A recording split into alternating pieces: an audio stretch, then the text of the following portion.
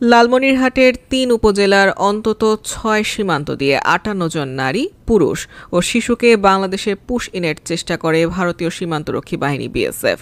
বুধবার ২৮ মে রাতে ঘটনাটি ঘটে। এ সময় বিজিবির বাধায় ব্যর্থ হয়ে সীমান্তের বাতি বন্ধ করে দেয় বিএসএফ। পরে পুশিনের জন্য নিয়ে আসা ভারতীয় নাগরিকদের প্রায় ১৭ ঘণ্টা পর নিজ দেশে ফিরিয়ে নেয় তারা।